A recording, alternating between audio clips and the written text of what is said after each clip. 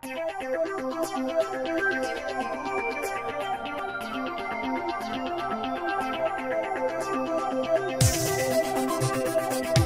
my unboxing and review of the brand new Blackberry Motion. I've got two of them also. And I also wanted to give a big shout out actually to YouTube for sponsoring this episode. They've got a brand new They're compiling a giant playlist from a ton of creators, and as I said, I'm also giving one of these away. I think this would make one of the perfect holiday gifts.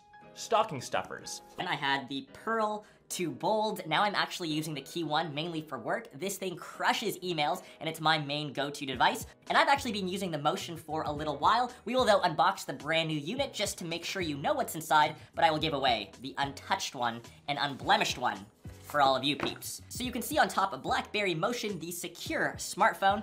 Sliding it open, we have the Motion, which is sitting right on top, and now they've actually gotten rid of the keyboard, the physical keyboard. I know I wanted to keep that forever, and underneath you of course have all of the instructions. Charging cables, it uses USB-C, and a trusty pair of headphones as it has the 3.5mm headphone jack, and on the back, do not stick the SIM card tool in the speaker.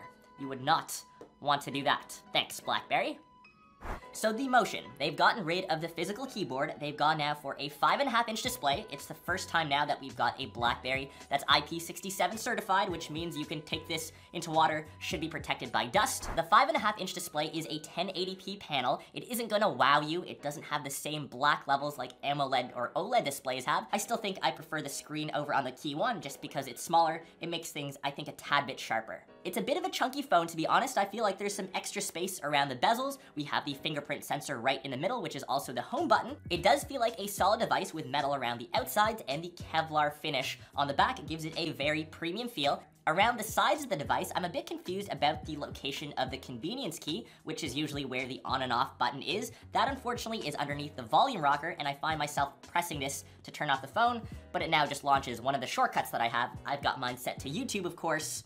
It does retail for around $400 to $500, so it's in the mid-range smartphone category. It doesn't have the latest internal chipsets, but since I've been using it, I haven't been doing anything too crazy, mostly work, emails. I have been playing a few games. You'll probably notice slightly longer loading times, but in terms of responsiveness, everything is still quick and snappy. It obviously isn't as fluid as smartphones that cost $1,000. That kind of makes sense. I think one of the biggest reasons why people are still drawn to Blackberries, besides of course the nostalgia or having a physical keyboard, is the security that's built in. They've got a D-Tech app that's pre-installed onto the phone and helps you monitor how secure your device is, and I think it's one of their biggest selling features and something that I still love about Blackberry. The biggest thing that I've actually liked about the Motion is the 4,000 milliamp hour battery. I find myself, especially as a work phone, I forget to charge it every night. It has survived on 2 days, even though I'm on it emailing all the time. Blackberry has claimed it can last up to 32 hours. 2 days sporadic use has been awesome for me, and even if this is your primary device, I wouldn't worry about this thing dying in 1 day, and probably should last you a day and a half, maybe even 2. Cameras have never been Blackberry's strongest suit, and although this is better than the Key 1, we've got a 12 megapixel shooter on the back and an 8 megapixel front-facing cam. As long as you're in decent light, it will be fine for taking basic snapshots. Won't really wow you, it will just get the job done, which is kind of what this Blackberry is essentially. I think it's really targeted at a niche market for business end users that may need a secure device, for people that just have a true nostalgia, and for those Blackberry fanboys